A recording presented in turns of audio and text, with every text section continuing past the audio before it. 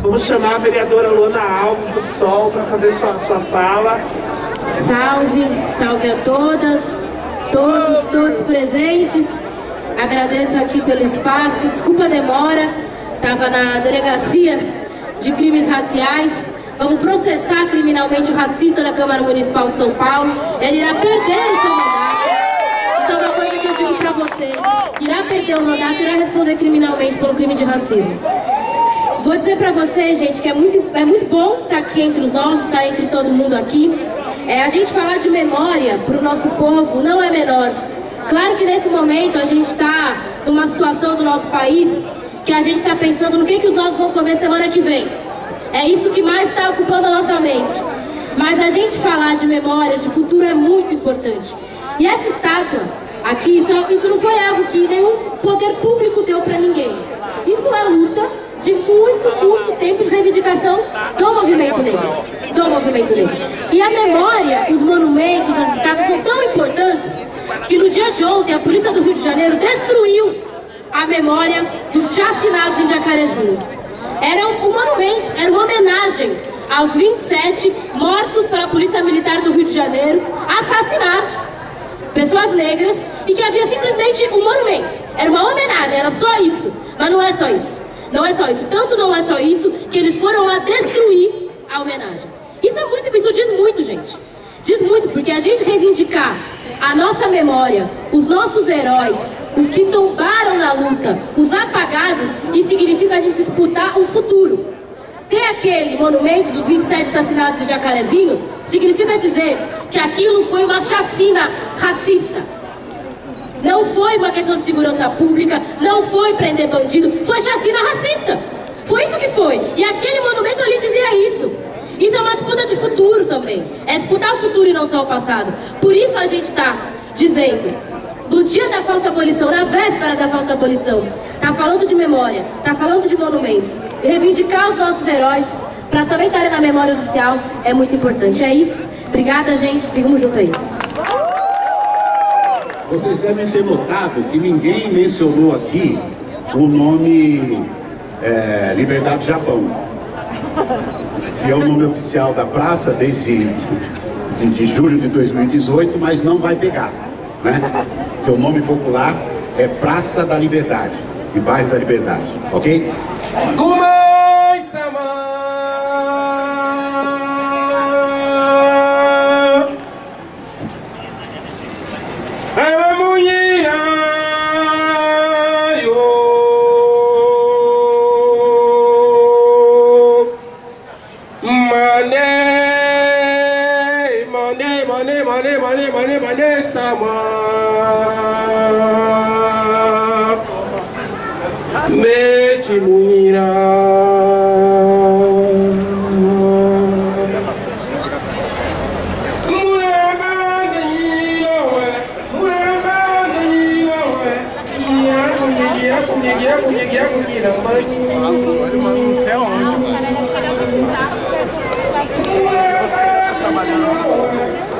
Santo Onofre, Santo Antônio de Catigiró, São Benedito, né?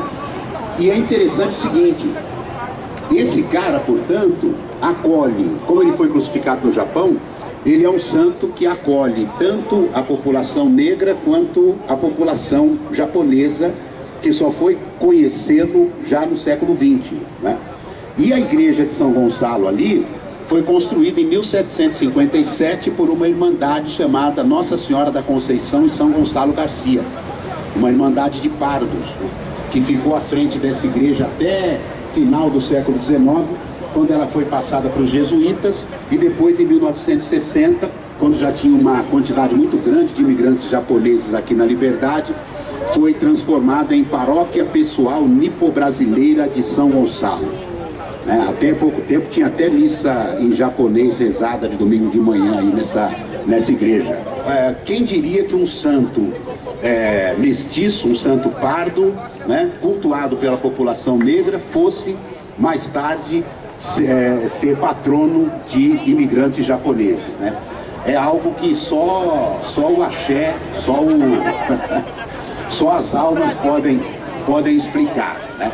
Então, o Lago de São Gonçalo aqui também tinha a Igreja dos Remédios, né? A Igreja dos Remédios, onde funcionou o quartel-general dos Caifases, liderados pelo Antônio Bento, né? Aquela história que muitos de nós já ouvimos falar, que libertavam as pessoas escravizadas na madrugada nas fazendas e mandava para o quilombo do Jabaquara, em Santos, né?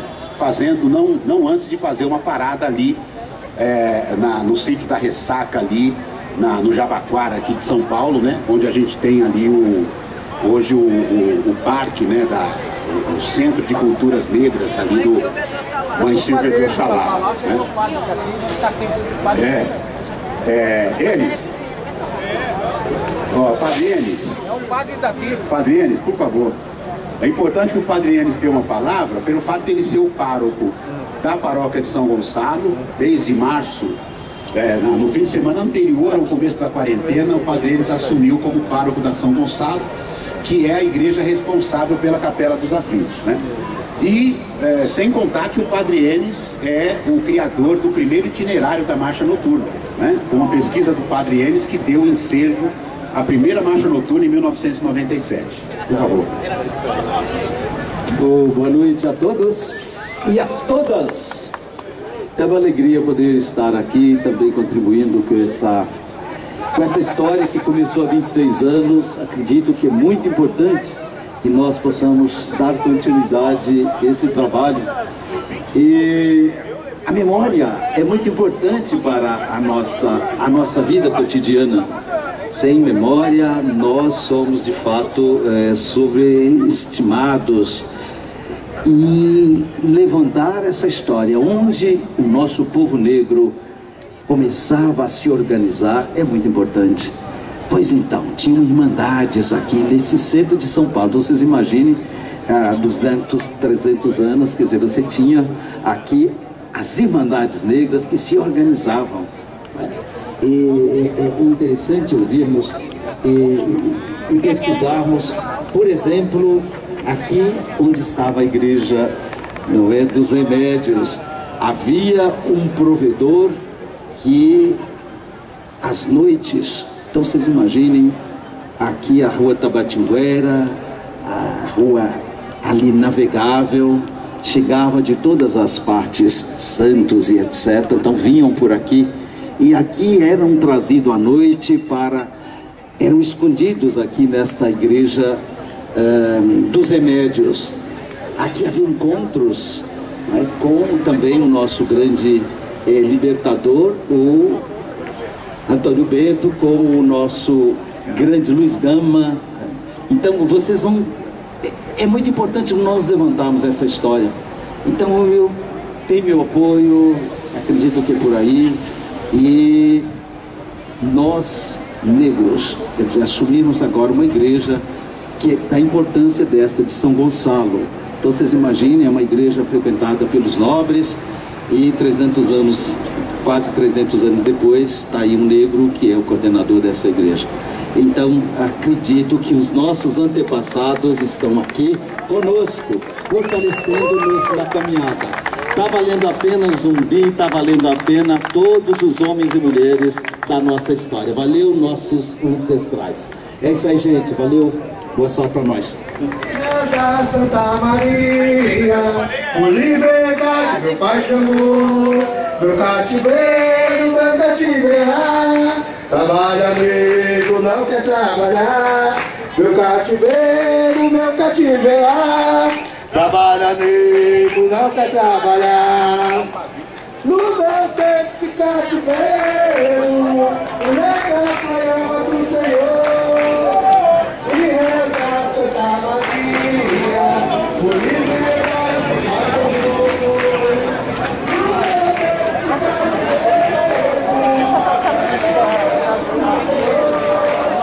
Mas assim foi no Brasil, me criei lá na senzala, onde todos preto viu.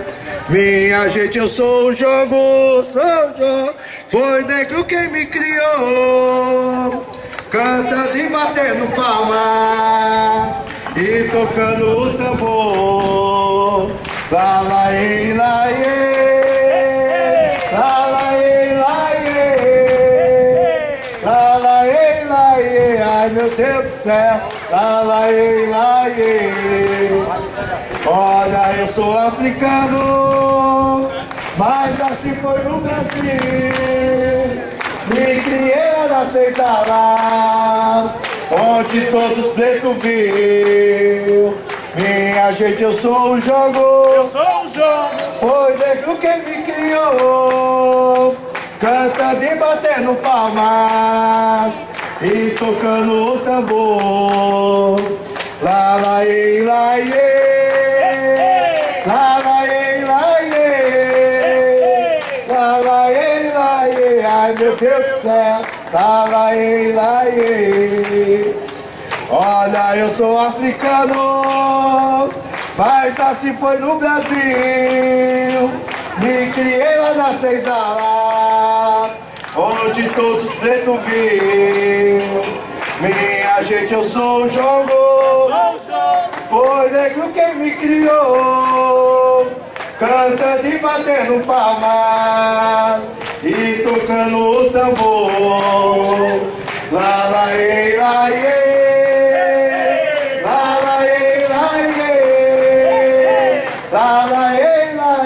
Ai meu Deus do céu, lai, lai, cachoeira.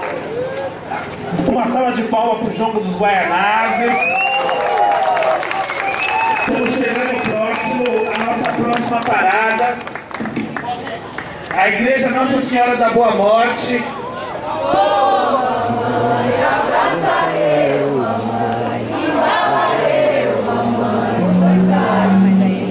Por isso essa parada. A Igreja da Boa Morte tem esse nome não por acaso, né? Uma das irmandades mais antigas do Brasil é a Irmandade da Boa Morte. Em São Paulo ela desapareceu, mas continua em plena atividade na Bahia e em outros lugares. É a Igreja da Boa Morte aqui, construída em 1910, porque as pessoas que iam ser executadas no Largo da Forca, onde nós iniciamos a nossa caminhada, paravam aqui justamente para fazer a última oração, né, pedindo uma boa morte. E essa igreja anunciava, os sinos badalavam quando os visitantes estavam chegando na cidade, ali pelo caminho do Rio de Janeiro, né, que a gente conhece hoje como Avenida Celso Garcia, né, Radial Leste. Era uma estradazinha que levava para o Rio de Janeiro. Vinham chegando o pessoal a cavalo lá do Rio, com mula, né? Então os sinos da igreja, que só tinha ela, começavam a badalar, além do convento do Carmo, onde nós vamos passar daqui a pouco, né?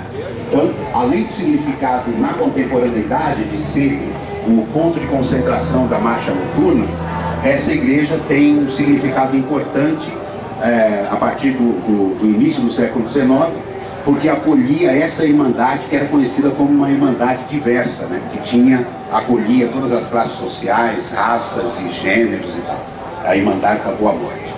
E muito oportuno, inclusive, está acontecendo missa aqui justamente na hora da nossa passagem, né? Que a gente pega a igreja em plena atividade, né? Viva, e lembrar que essa igreja não fecha, né? Ela fica aberta o tempo todo, ou quando não estiver tendo missa, as pessoas entram, fazem suas orações e tal.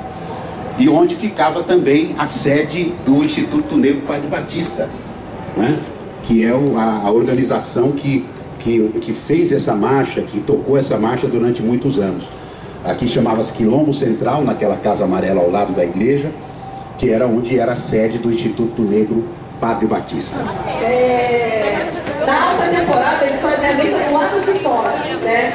Ali no Pelourinho, porque não cabe um tanto de gente.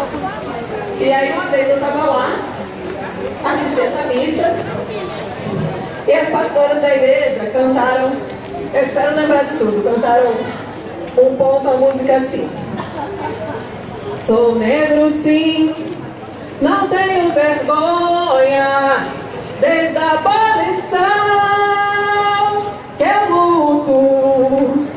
Sou negro sim, não tenho vergonha, desde a abolição que eu luto. É difícil de pegar, eu faço, é 2 versos só, mais curto do que a Lei Áurea.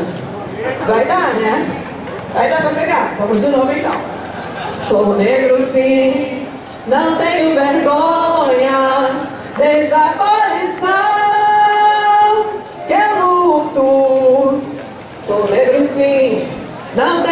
vergonha, deixa a abolição, que eu luto. E aí? Não tem vergonha, deixa a abolição, que eu luto. Quero ver, vocês vão estar a cantar também. Desde quando? Vocês fazem o quê? Ah, é nada, fala de novo. O que vocês são? Não tenho vergonha, deixa a abolição, eu luto. E aí? Sou eu sim. E aí? Não tenho vergonha. Vai, daí. Deixa a abolição. Olha, vocês fazem o quê? Ah, é nada. Opa!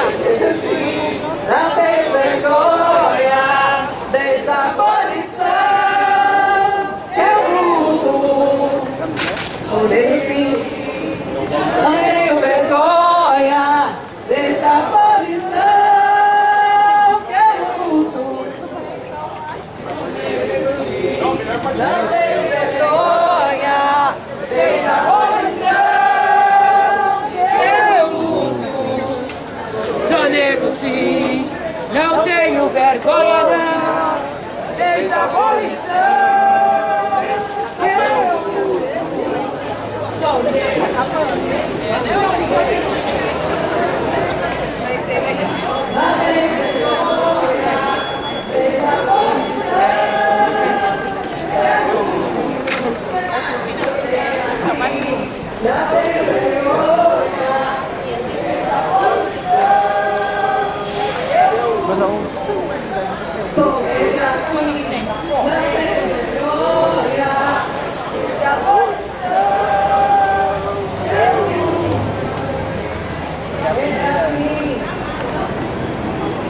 Quem que fez essa fachada, Bi?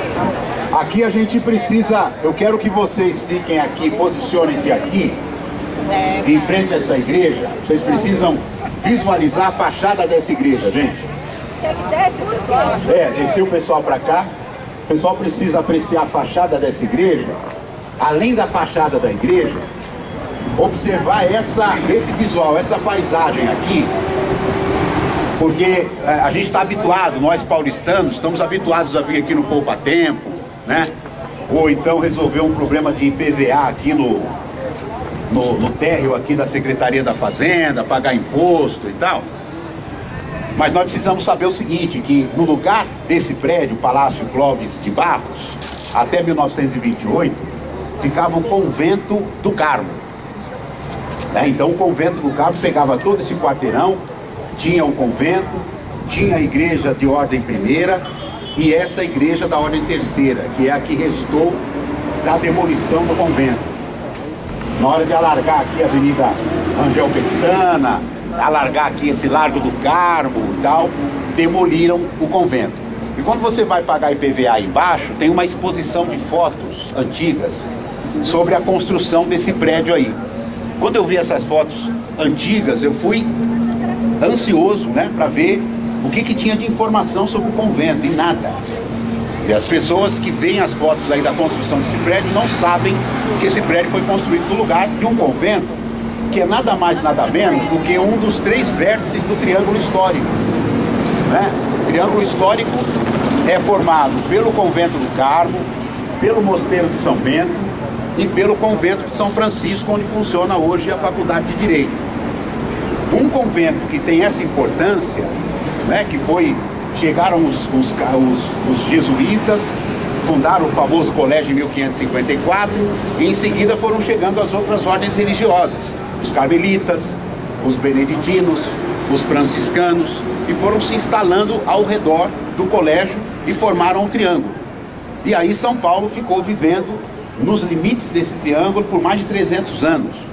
Ela só vai explodir, só vai crescer e se transformar na cidade que a gente conhece hoje, depois que o café começou a ser plantado, se expandiu pelo norte do estado, e aí abriram-se as ferrovias para levar esse café para o Porto de Santos, atravessar aqui a cidade de São Paulo, no norte do estado, e levar o café para o Porto de Santos para ser exportado por lá. Só na segunda metade do século XIX é que a cidade explode e extrapola os limites do triângulo. Portanto, Esse convento é extremamente importante. E tão importante quanto o convento é o trabalho do senhor Joaquim Pinto de Oliveira, né? Conhecido, apelidado de Tebas. Então, quem era o Tebas? O que o Tebas fazia? Para encurtar a história, para não ser muito longo, basta a gente observar a fachada da igreja. Os 3 arcos, entregues por ele e concluídos por ele em 1755, o restante dos ornamentos de pedra da fachada, concluídos em 1778. Essa fachada é original como Tebas executou na segunda metade do século XVIII. Foi aqui, nesse momento, que ele, inclusive, conquistou a alforria, não é? Porque trabalhava ao mesmo tempo nessa fachada e na reforma da matriz da Sé, onde hoje é a estátua do Anchieta, né? A Catedral da Sé, essa que a gente conhece hoje, foi construída a partir de 1811 e levou mais de 30, 40 anos para ser concluída, né? Inclusive com o dinheiro do loteamento do cemitério dos aflitos, certo? A Igreja Católica loteou o cemitério dos aflitos e com essa grana ajudou a construir a Catedral da Sé. Mas tinha uma matriz, uma igreja matriz, ali onde é a estátua Anchieta, que foi demolida ali no início do século XX, que o Tebas fez a reforma. Então ele trabalhou ao mesmo tempo lá e aqui. Foi nesse momento que ele foi alforriado devido à importância do seu trabalho, uma história jurídica meio emaranhada que não convém contar agora. Vocês consultem na internet, no Google lá, Tebas, o negro arquiteto na São Paulo escravocrata, baixa em PDF o livro que tem lá detalhada essa história. O importante por hora é saber isso. E saber que no teto dessa igreja tem a pintura original, que foi descoberta agora em 2004, estava debaixo de uma outra pintura, a pintura do Pátio Jesuíno do Monte Carmelo, que é um negro também, contemporâneo do Tebas, né, que tem uma obra importantíssima no teto dessa igreja e também na Igreja do Carmo, lá da cidade de Itu, né? Então, e não é por acaso que do outro lado da avenida aqui, nós temos o monumento ao Tebas, né? Porque ele está ali localizado entre a Igreja do Carmo e a matriz da Sé, atual, e apontando para a atual Catedral da Sé, né? A gente vai dar uma paradinha lá para vocês, aqueles que não conhecem o monumento ao Tebas, terem a oportunidade de conhecer, e depois vamos seguir para o antigo Lago do Rosário.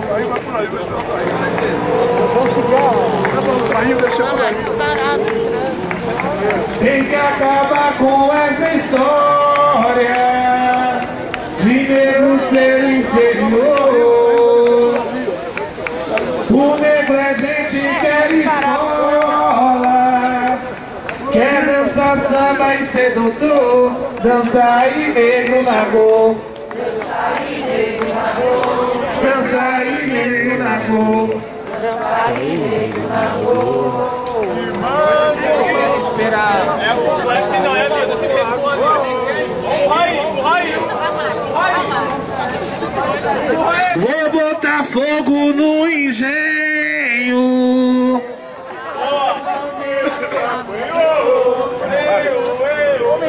O negro é gente como outro.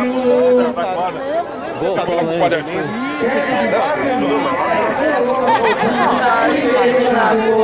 Dança e negro na cor, dança e negro na cor, dança e negro na cor. O rosto dele tem uma máscara que é um esquadro, que é um compasso, compassos como asas, um esquadro dando suporte.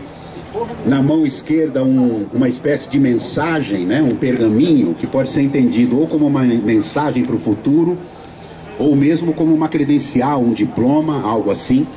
E na mão direita dele tem uma caneta, né? Uma pena, um instrumento de escrita, né?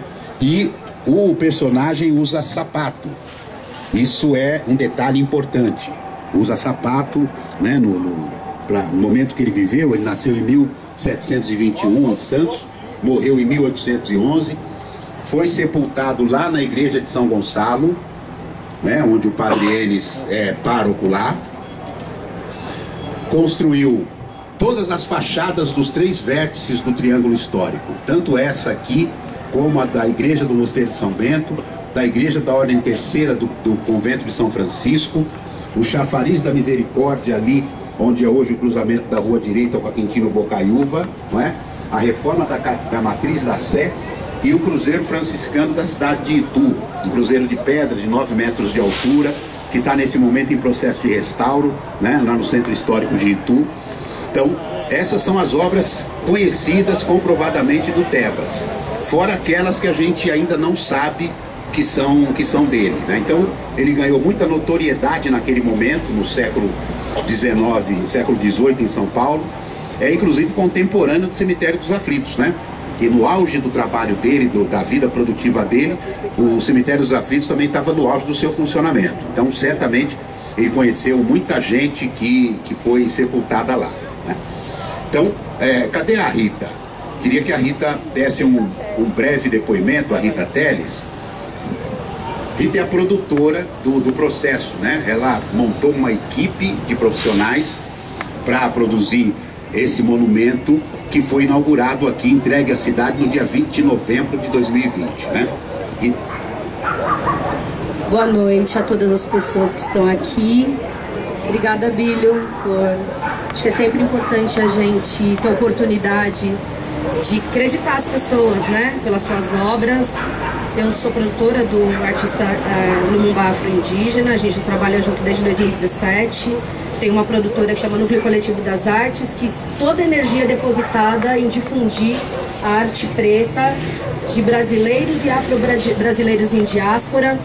E se o Lumumba estivesse aqui, e também tem a Francine, que contribuiu na concepção da obra, se o Lumumba estivesse aqui, ele ia falar que nunca gosta de explicar a obra, né? Que é justamente para as pessoas se depararem, se demorarem, entenderem, né? Tem pessoas que olham e acham que é um super-herói apontando para o futuro. Tem essa preocupação de não retratar o rosto dele, porque não é conhecido o rosto do Tebas. Então o artista achou muita audácia querer dar uma identidade nesse sentido. E a corrente, né, que está ali exposta para ela deteriorar com a ação do tempo, que também é uma simbologia. Mas o que eu gosto sempre de dizer e prezar é por quem é responsável. Se a gente tivesse condições de ter colocado o nome de todas as pessoas que contribuíram para essa obra ter sido instalada aqui, talvez tomaria todo o espaço aqui dessa base, né? Então, desde o projeto de fundação, que a gente tem que vir e sondar o solo para ver se comporta uma obra desse peso, até a arquiteta que projetou, a engenheira que projetou a estrutura para falar, não, como é que a gente vai colocar essa escultura em pé, né? Então eu digo que foi 95% da equipe de profissionais pretos. Foi um fomento da Prefeitura de São Paulo, mas a gente entendeu como que melhor a gente distribuiria essa renda, né, esse recurso, para os profissionais que pudessem ser envolvidos. E foi construída assim num tempo bastante rápido. E tá aqui, é uma honra para mim poder contribuir, ter podido contribuir com mais uma escultura. Obrigada. E reconhecer a importância do que o Tebas contribuiu para essa cidade. Então, acho que é um convite as pessoas conseguirem voltar aqui, trazerem outras pessoas, trazerem as suas crianças, né, para conhecer o Tebas. E é isso, a gente luta para que as nossas memórias, os que vieram antes, os que abriram caminho, e para que a gente estivesse aqui hoje, né? E aí eu quero dar uma saudação especial aos meus mais velhos e às minhas mais velhas, que sempre que a gente se sente cansada, a gente mesmo tão novo, eu sempre penso em pessoas que construíram essa marcha, né? 26 edições é muita coisa, e quando a gente vê a foto da reunião, né, para como vai construir a marcha, a gente vê lá os incansáveis. Então, eu vou até pedir uma salva de palmas para essas pessoas que nos inspiram, né, que a gente consiga aprender cada vez mais com os nossos mais velhos, os que vieram antes. Axé, gente, axé. Axé, axé. 2 semanas, Rita, ficaram aqui? Montaram uma barraca aqui, né? Tiveram que fazer uma fundação, então a equipe ficou aqui frequentando esse lugar durante uns 15 dias. Então travaram um relacionamento com a população em situação de rua que ocupa aqui esse lugar. né, e iam explicando, as pessoas iam perguntando, então falavam o que era a obra, e alguns dos frequentadores aqui adotaram a obra como deles, né? Então tem aqui uma espécie de proteção aqui do Tebas, o pessoal toma conta, né, tal, e enfim, então tem todo um diálogo com a contemporaneidade, com essa desigualdade que a gente vive no país e nas grandes cidades. Povo negro unido é povo negro forte, que não teve a luta, que não teve a morte. Povo negro unido é povo negro forte, que não teve a luta, que não teve a morte. O microfone está aberto, para quem quiser contar sua poesia, trazer sua canção, junção, vamos seguir as salas então aqui. De saúde, né, plano de aposentadoria, das classes laboriosas. E aqui foram realizadas as primeiras reuniões da Frente Livre Brasileira. Antes de ser fundada lá na TCEP, lá onde é a Casa de Portugal, na Avenida Liberdade, realizavam as primeiras reuniões aqui. Marchar contra o racismo eu vou, marchar contra a violência, marchar pelo bem viver, pelo bem viver, pelo bem viver. Marchar contra o racismo eu vou, marchar contra a violência, marchar pelo bem viver, pelo bem viver, pelo bem viver. Marchar contra o racismo eu vou, marchar contra a violência, marchar pelo bem viver, pelo bem viver, pelo bem viver. Marchar contra o racismo eu vou, marchar contra a violência, marchar pelo bem viver, pelo bem viver, pelo bem viver. A estátua do zumbi, né, que é a nossa terceira, né, ao longo de um século.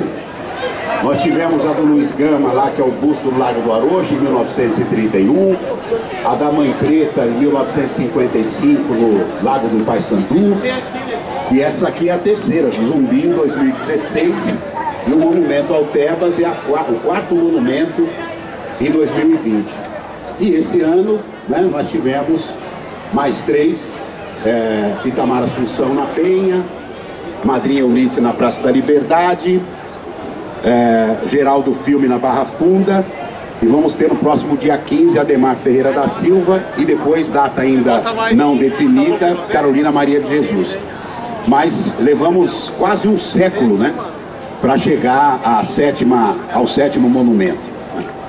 Mas eu acho que o mais importante da gente observar aqui nesse local é talvez a gente falar de uma figura que dá nome a essa praça hoje, que é o Antônio Prado, né?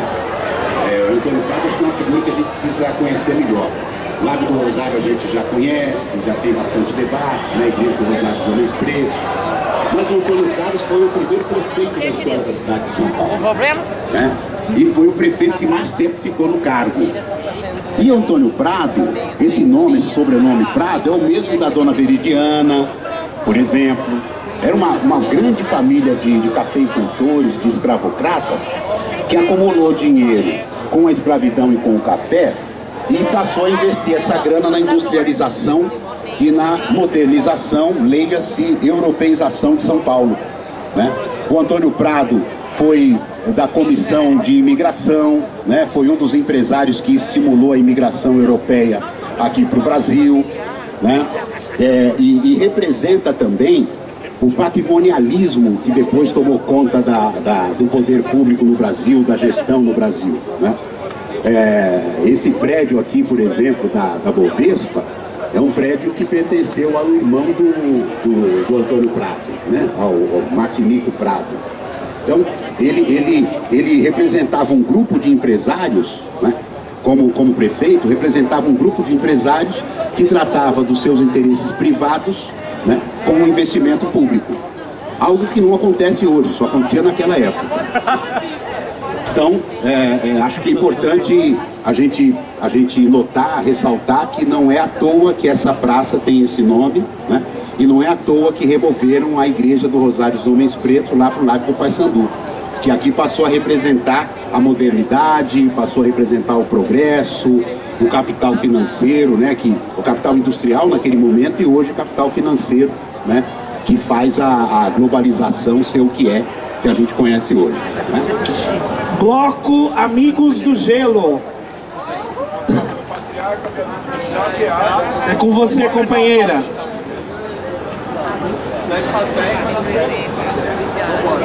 Boa noite, meu nome é Marilene, do Bloco Amigos do Gelo, bairro do Limão, Zona Norte de São Paulo.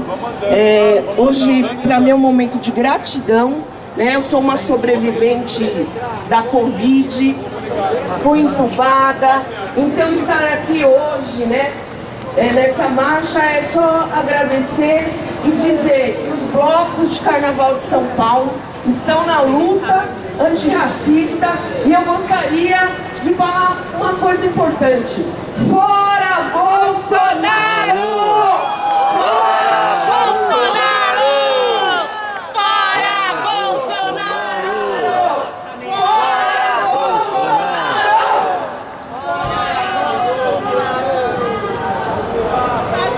Reunião da Marcha Noturna, 26ª Marcha pela Democracia Racial. No país, onde negros e negras são 56%, as cotas raciais é importante e temos que fazer força para a aprovação das cotas raciais, seja no concurso público, seja nas faculdades. Por isso, cota sim! Cota sim! Genocídio não! Cota sim! Genocídio não! Cota sim! Genocídio não! Cota sim! Genocídio não! Axé, meu povo! A todos, queria agradecer imensamente a oportunidade de falar aqui nessa manifestação tão importante, nessa marcha. Eu sou Vivian Mendes, eu sou presidente estadual da Unidade Popular pelo Socialismo, o partido político mais jovem do país, que nós temos muita honra, né, de poder dizer que o nosso partido tem a cara do nosso povo e por isso é dirigido por Leonardo Pérez, nosso presidente nacional com homem negro, morador de ocupação, Samara Martins, que é a nossa vice-presidente, que também é uma mulher negra, moradora do Rio Grande do Norte. Então, nosso partido foi construído para ter a cara do povo brasileiro e a cara do nosso povo é a cara negra, né? Então, eu queria agradecer a oportunidade de trazer a saudação do nosso partido aqui hoje, porque o nosso partido tem como os princípios fundamentais a luta antirracista. E por isso a gente acredita muito que ela passa pela denúncia da violência do Estado.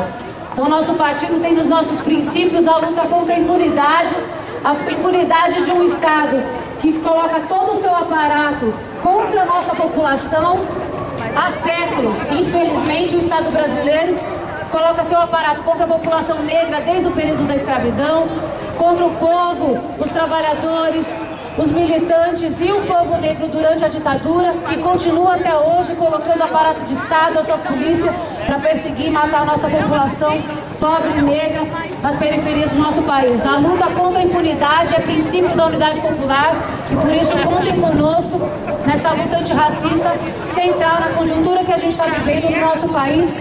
A luta contra a carestia e contra a fome também é uma luta antirracista hoje no nosso país e é por isso que a Unidade Popular acha fundamental fortalecer essa luta hoje. Queria agradecer mais uma vez a oportunidade e convidar todo mundo para conhecer a Casa Laudelina de Campos Melo, que o Movimento de Mulheres Olga Benário ocupou ali na região do Pari, uma casa de referência para as mulheres, onde a gente traz a história dessa mulher militante, comunista, negra, histórica do nosso país. Está todo mundo convidado para conhecer também. Eu não vou me alongar aqui não, mas está todo mundo convidado, pode conhecer aqui conosco esse trabalho que a gente faz, que é também uma construção de resgate da memória da luta e da resistência do povo negro no nosso país. Muito obrigada. Bom, pessoal, boa noite. Estou aqui para representar o MNU, o Movimento Negro Unificado, fundado aqui nessas escadarias do Teatro Municipal em 1978, durante a ditadura militar, onde o povo negro se reuniu no meio de um governo fascista, ditatorial, e veio para a rua para colocar suas pautas e para colocar a sua cara na rua. Estou aqui para representar Lélia Gonzalez, que esteve nessa escadaria, seu Milton, Dona Regina, que estão agora no Congresso Nacional do MNU e por isso não puderam participar aqui. José Adão também, que está no Congresso Nacional, não pôde estar aqui. Saudar todos os nossos griots, todos os nossos orixás, todos que trouxeram a gente até aqui hoje, todas as outras entidades, e dizer que a gente tem uma nova geração no MNU também, que vem construindo essa organização no caminho, nos passos que o seu Milton, que a dona Regina, que Lélia Gonzalez trouxeram pra gente, que Adão trouxe pra gente. É um caminho, é uma nova geração que entrou na universidade também pelas cotas, que participou do ProUni, do FIES e que pôde, por um momento, respirar um momento popular e democrático nesse país. E que foi rapidamente sufocado por mais um governo fascista que hoje está aí. E hoje a gente está aqui também para relembrar o que esse mesmo governo fascista resolveu relembrar hoje mesmo. Esse governo disse, mais uma vez, que era necessário pesar o povo negro em arrobas. Mas, tudo bem, o que a gente vai esperar de um governo que só fala com o gado? Vai pesar em arroba. E a nossa arroba é muito pesada. O nosso povo na rua é muito pesado. E ele não sabe o peso que a gente tem. Ele não sabe a tonelada do povo negro na rua. Ele não sabe a tonelada que a nossa voz faz. E o trator que é esse povo unido na rua, tratorando um governo fascista e ditatorial. Hoje, todos aqui unidos nas escadarias do Teatro Municipal, um teatro erguido pela gente, pelos nossos pais, pelos nossos avós, pelos nossos griots, e que a gente não pode acessar, que a população de São Paulo, que a população brasileira não acessa. E a gente precisa de cotas, permanência das cotas, num ano de revisionismo, num governo de revisionismo. A gente precisa pisar na rua e dizer: cotas, sim, cotas ficam. E é isso, para encerrar, só queria relembrar um ditado africano que diz que o leão sempre vai ser o derrotado numa história em que o caçador conta. E hoje a gente está aqui para lembrar para os caçadores brancos que a história do povo preto vai ser contada pelo povo preto. Força! Força MNU! Força ao movimento negro unificado e ao movimento negro brasileiro.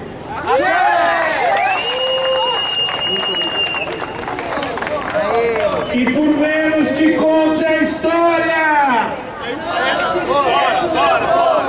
se Palmares não vive mais, faremos Palmares de novo. E por menos que conte a história, se Palmares não vive mais, e por menos que conte a história, se Palmares não vive mais, nós estamos caminhando para o último ponto da nossa marcha, a 26ª marcha, que foi construída por organizações do movimento negro historicamente nesses últimos 26 anos. Um lamento triste sempre foi.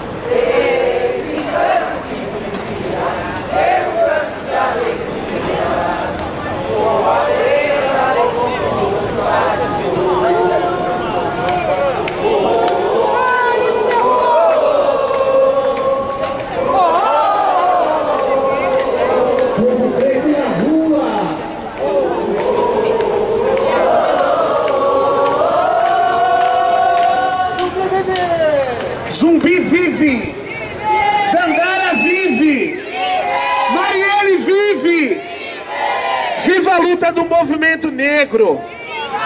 Viva a luta de mulheres, homens, mulheres trans, corpos e corpos pretos que resistem todos os dias e denunciam o racismo estrutural e o racismo institucional.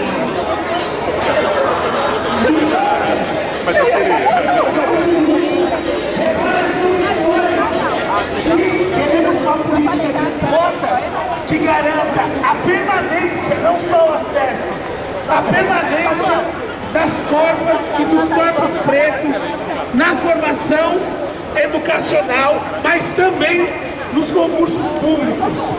Uma educação de qualidade, decolonial, de luta e de resistência. Povo negro unido é povo negro forte. Povo negro unido é povo negro forte. E não teve a luta, e não teve a morte. Povo negro unido é povo negro forte. E não teve a luta, e não teve a morte. Povo negro unido é povo negro forte. E não teve a luta, e não teve a morte. Povo negro unido é povo negro forte. E não teve a luta, e não teve a morte. Povo negro unido é povo negro forte. E não teve a luta, e não teve a morte. Povo negro unido é povo negro forte. E não teve a luta, e não teve a morte. Negro unido é povo negro forte. E não teve a luta, que não teve a morte. E por menos que conte a história, se Palmares não vive mais, viva a luta histórica do movimento negro. Viva as mulheres que sempre encabeçaram a luta, as corpas trans que fazem resistência todos os dias. Viva a luta do povo preto pela vida, contra o genocídio histórico, contra o feminicídio e todas as opressões produzidas por essa sociedade racista. Vou passar para o companheiro Abílio, que vai fazer a fala desse espaço, e depois a gente segue com as entidades do movimento negro para poder fechar a nossa noite de hoje com muito axé, com grande luta e resistência. Que o fogo de Xangô possa nos trazer resistência todos os dias para combater o racismo. Todas e todos aqui conhecem a obra A Estátua da Mãe Preta ali, né? É uma estátua já bastante conhecida. Agora o que resta dizer sobre essa estátua, além da igreja, né, que também já conhecemos essa história, da Irmandade dos Homens Pretos, da transferência da igreja lá do antigo Largo do Rosário, aqui pro Lago do Paissandu. Resta dizer alguma coisa sobre a estátua da Mãe Preta, que talvez não seja tão conhecida. Essa estátua foi inaugurada aqui em janeiro de 1955, para encerrar as comemorações do 4º centenário da cidade de São Paulo, né, que foi comemorado ao longo do ano de 1955. E é uma obra de autoria de um cara chamado Júlio Guerra. Curiosamente, o mesmo artista que fez a estátua do Borba Gato, né? Isso é uma ironia da história, né? E o José Correia Leite, que era o editor do jornal Clarim da Alvorada, e toda aquela militância da imprensa negra dos anos 20, tinham reivindicado uma homenagem à Mãe Preta, que eram as amas de leite, né? As mulheres que amamentavam os filhos das famílias brancas, abandonando os próprios filhos para amamentar os filhos das famílias escravocratas, né? Então era uma reivindicação desde os anos 20. Essa homenagem, quando surgiu por meio dessa obra, foi feita como uma obra modernista, né? Porque o Júlio Guerra era daquele grupo, era a segunda geração do movimento modernista, e fez uma obra impressionista. Então o Correia Leite protestou contra isso, porque a Mãe Preta, para ele, não representava as mulheres negras que eram as amas de leite, porque havia uma exigência das famílias que essas mulheres fossem formosas, fossem bonitas, tivessem inclusive um padrão muito próximo do padrão europeu de beleza. E o Júlio Guerra esculpiu uma mulher, uma mulher negra como a Mãe Preta, que não agradou naquele momento o movimento negro, né? Então foi um convite feito a um artista que tinha feito a estátua do Borba Gato para fazer uma estátua da Mãe Preta. Bem diferente do que está acontecendo na atualidade, né? Mesmo esse projeto sendo da prefeitura da atual gestão, todos os artistas que estão produzindo as obras são artistas negros, negras e negros que estão produzindo as obras, né?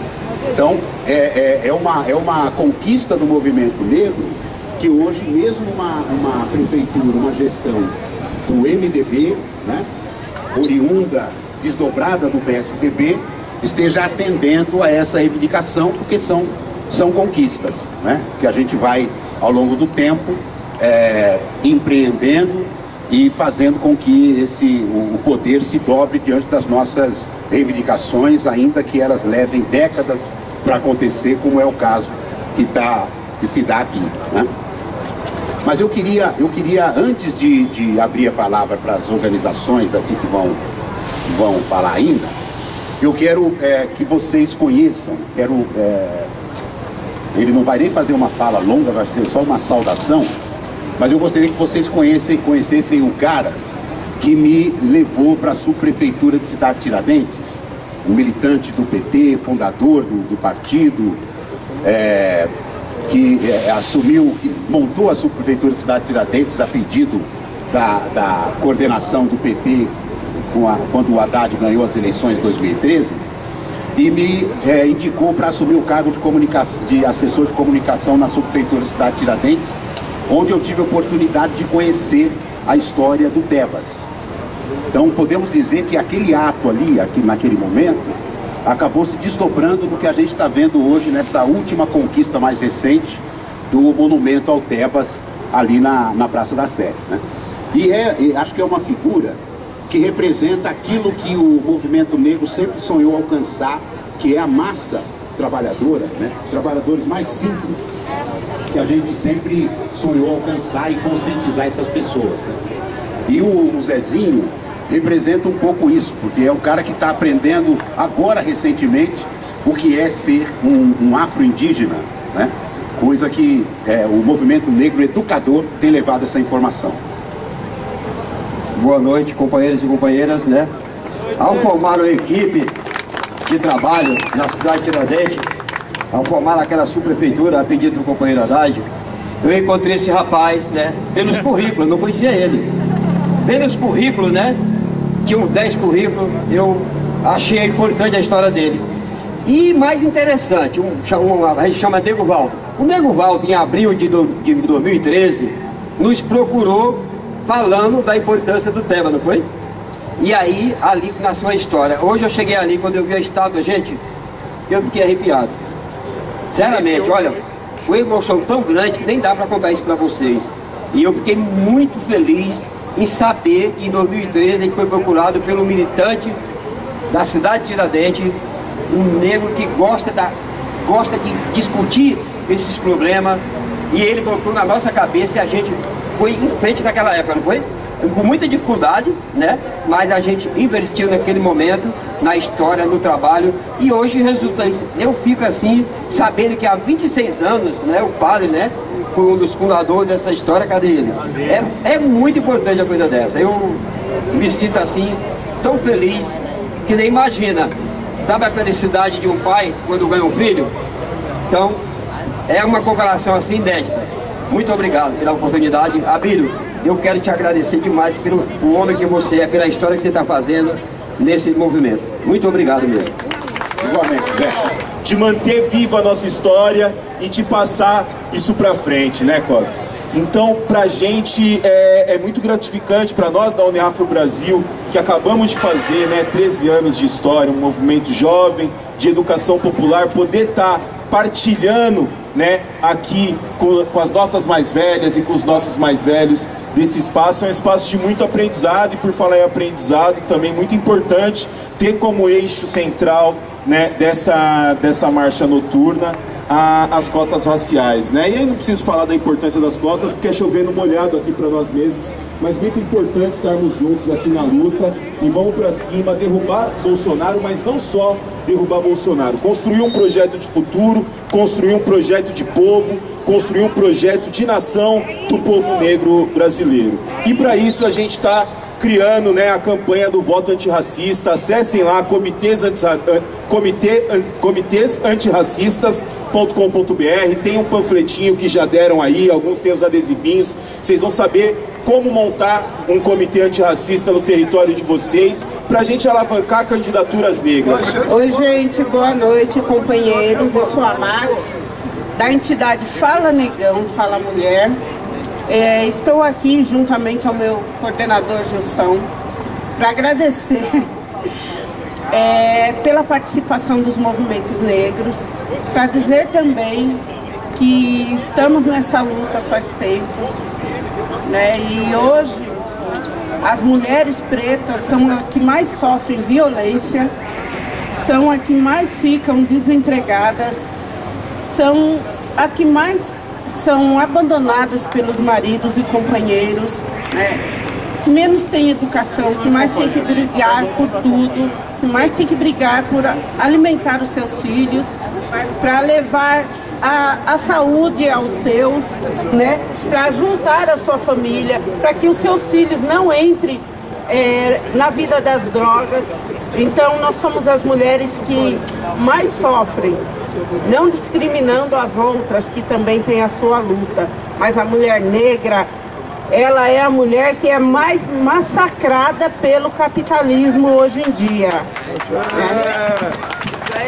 E passei somente para dizer que a nossa instituição está aberta a todos. Nós estamos desde o 21 de março de 1992, a entidade Fala Negão, Fala Mulher, localizada em Itaquera, José Bonifácio, de braços abertos a todos, tá? Muito obrigada.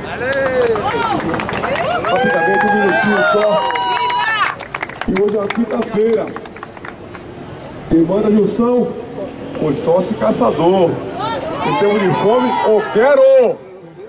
E nós estamos num lugar especial. Aqui está a igreja, nossa galeria. E, para quem que não lembra, essa rua aqui, a do José, tornou-se um novo território preto. De segunda a segunda, daqui de baixo até 3 de abril, o comércio todo é da Negrada. Lá em cima o Mestre Taliba, samba rock quinta-feira, aqui embaixo o samba segunda, quarta e sexta, é um território negro. E toda vez que eu vou lá, pode falar, cadê a juventude? Os velhos estão aqui, eu, Gilson, Flavinho.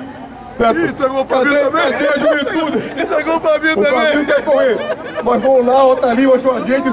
Cadê a juventude preta pra vir aqui no meu samba rock? A Ivete também vai, tá aqui. Então quer dizer, o centro tem essa característica. Os espaços negros que a gente vai ocupando, vocês por daqui, de lá, e vão chegando, certo? Então é fundamental o mercado que nós ajudemos o quê? A pressionar a prefeitura para reabrir o espaço aqui da Galeria Olito, onde tinha aula de dança todos os dias. E fechou, reformou e não abriu mais. Nós queremos de volta esse espaço para a juventude negra. Nós estamos de parabéns porque 26ª marcha. E eu, como sou jovem mais tempo, como o Flavinho, eu estou desde a primeira e mando um axé para a doutora Penha, a idealizadora dessa marcha. Doutora Penha, aqui com meu padre Enes, que sempre correram conosco desde a primeira marcha. Então é importante, eu tenho certeza que a Lula Penha está conosco aqui, fazendo toda essa marcha para poder marcar o espaço aqui dos negros e negras. Parabéns a todos, eu quero!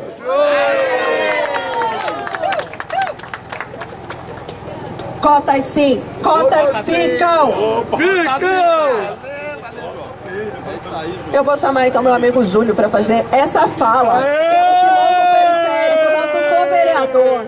Fala, Julião! Obrigado, companheira Cíntia, companheira Sandra. os companheiros e companheiras que ajudaram a gente na construção dessa marcha, a mandata coletiva, Quilombo Periférico, por uma São Paulo sem racismo, não vai deixar nunca de medir esforços para combater o racismo dentro da Câmara e fora dele. É fundamental estarmos aqui para potencializar a luta antirracista, que é resultado de sangue, suor, das corpas, mentes e corações de mulheres e homens, mulheres trans que vieram antes de nós. É importante salientar que nessa conjuntura de avanço do ódio, de avanço do racismo, onde a fome atinge todos os dias os corpos e as corpas das mulheres pretas periféricas, que a gente tem que seguir na luta por uma São Paulo antirracista. Aproveito antes de passar para a companheira Cíntia, chamar o companheiro para dar o recado aqui acerca da situação da Cracolândia e o quanto que é importante o movimento negro estar articulado, porque os corpos pretos também estão nas ruas. Muito obrigado.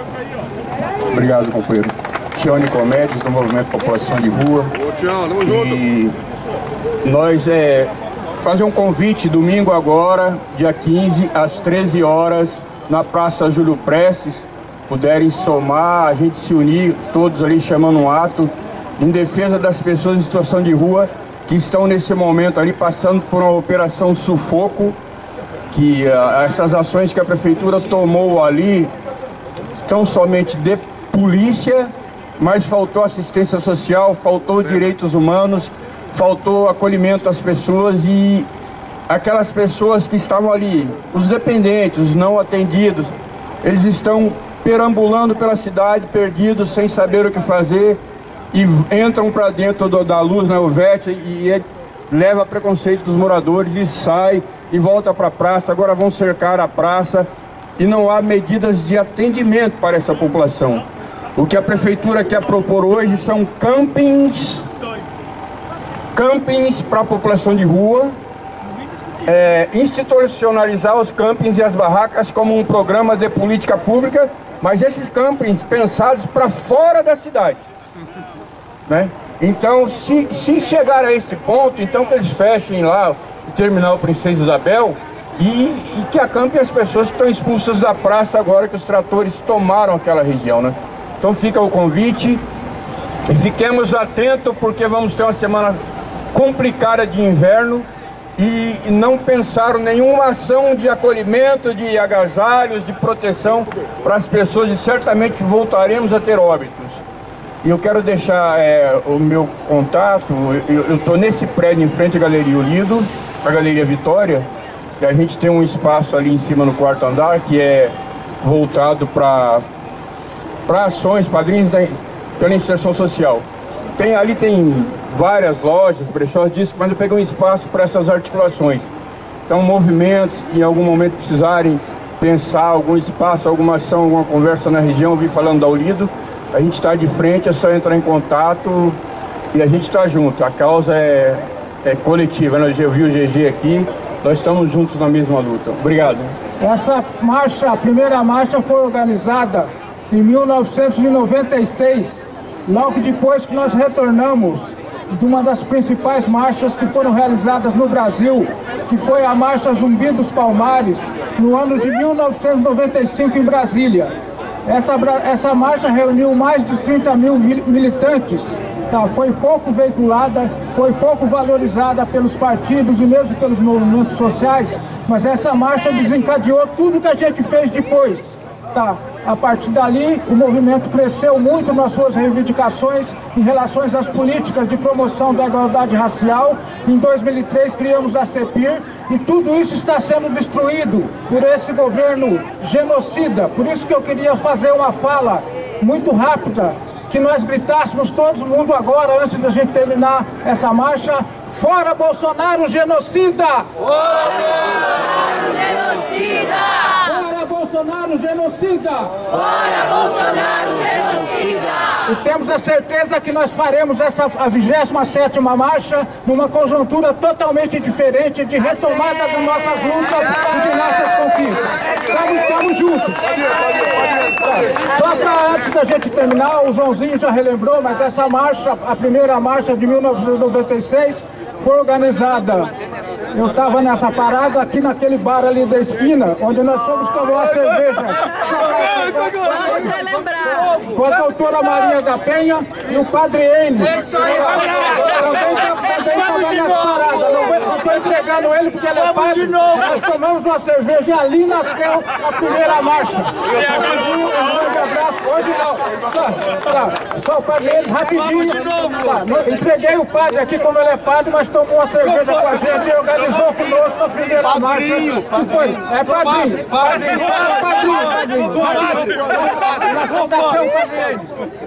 Em nome da religião, eu acredito que essa marcha tenha acontecido porque também nós, da religião, estamos juntos, os pais e mães de santos. Cadê uma mãe de santo, um pai de santo? Vem aqui, por favor. Rapidinho. Logan, ok. E eu quero lembrar de Mãe Gilda. Mãe Gilda morreu por causa da intolerância. Intolerante também é esse governo. Tem feito muito para que o nosso povo do santo morra. Destruição dos seus templos. Então, acredito numa política democrática. Eu acredito que nós estamos aqui para isso. E a gente fica muito feliz de ver caras novas. Vocês precisam de levar adiante. Eu acho que existe uma parte na Bíblia que diz o seguinte: quando apareceu um novo que assumiu, etc., o velho disse o seguinte: agora eu posso ir, porque a minha luta eu sei que não vai morrer. E é isso que eu quero dizer para vocês. Leve adiante, que Deus de todos os povos nos abençoe hoje e sempre. Valeu! Valeu, gente, é isso aí. Padre Enes e nós, vamos dizer que nós, os mais velhos, não vamos passar bastão para ninguém. Quem quiser que vá à luta e segure sua vida. Obrigada, Flavinho. Obrigada, Padre Enes. Vocês nego gostam de contar a história, né? Vocês nego gostam de contar a história. Bom, gente, agradecer também, né? Agradecer e me apresentar ainda aqui no final da marcha. Meu nome é Cíntia Gomes. Participei aqui da organização como Marcha de Mulheres Negras e já falei aqui, já cantei, já convidei a todas, todos e todas para estarem com a gente no dia 25 de julho. Mas eu também trabalho no gabinete da vereadora Erika Hilton e em nome dela agora que eu faço essa fala e essa saudação e dizer para vocês que faz algum tempo que eu fiquei surpresa em descobrir que a luta contra a transfobia também é uma luta preta. A luta contra a transfobia, contra a LGBTfobia também é uma luta preta. Porque assim, as nossas irmãs trans e travestis, elas têm uma estatística muito triste na vida delas que se repete todo ano, que é: o Brasil é o país que mais mata pessoas trans e travestis no mundo. No mundo. E dessas pessoas, 82% são negras. 82% das pessoas trans e travestis assassinadas no Brasil são negras. Então a luta contra a transfobia também é uma luta preta. Obrigada. Mas eu quero então fechar aqui esse nosso encontro desse ano com um poema, né? Acho que um poema cai bem nessa nossa caminhada. Vou declamar um poema do Lino Guedes. Lino Guedes era um jornalista de Campinas e lá ele editava um jornal chamado Getulino. Não por acaso o livro do Luiz Gama, publicado em 1859, é o Primeiras Trovas Burlescas de Getulino. Então não precisa dizer que o Lino Guedes era fã, discípulo do Luiz Gama, né? Aí o Lino Guedes muda para São Paulo e aqui funda um jornal chamado Progresso, em 1928, jornal que durante 3 anos arrecadou recursos para implantar o busto do Luiz Gama lá no Lago do Arocho. Por isso que no pedestal está escrito assim: por iniciativa do Progresso, homenagem dos pretos do Brasil, né? Implantado lá, inaugurado lá em 1931. E o Lino Guedes publicou um poema chamado Dedicatória, em 1936, no livro Negro, Preto, Cor da Noite, que diz o seguinte: ó negrada distorcida, que não quer não outra vida melhor que esta de chalaça por entre fumo e cachaça. Pra você, negrada boa, que chamam de gente à toa, a linha vem tudo isto. O que aqui está escrito não conseguirá saber, porque ninguém sabe ler. Isso muito desconsola, ó Getulina Pachola, que transforma o velho Pix na estranha zona dos chiques, dos trucofechas, dos bambas e dos sarados nos sambas. Pra você, ó negrada, carro de preso não é nada, nem assusta resistências, é povinho sem tenência. Toma, gente do barulho, esse livrinho, um entulho à sua malemolência, o qual falará da dor dessa infeliz gente negra, gente aqui da pontinha, desgraçada gente minha, a gente do meu amor.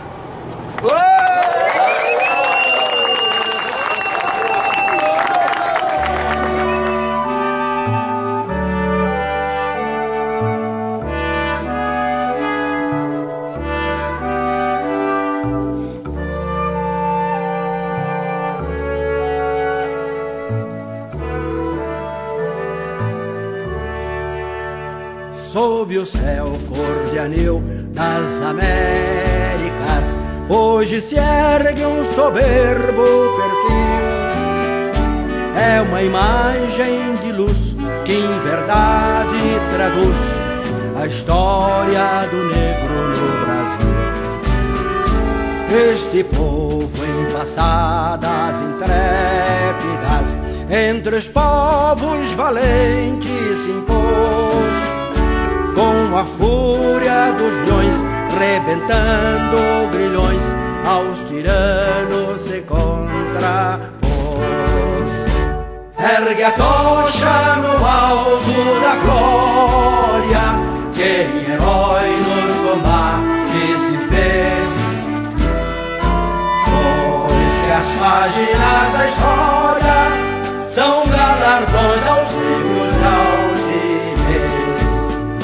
Levantado no topo dos séculos, 1000 batalhas viris sustentou este povo imortal que não encontra rival na trilha que o amor lhe destinou. Belo e forte na tez cor de ébano, só lutando se sente feliz. Brasileiro de escol, luta de sol a sol para o bem de nosso país. Ergue a tocha no alto da glória, que em herói nos combates se fez, pois que as páginas da história são galardões aos negros de altivez.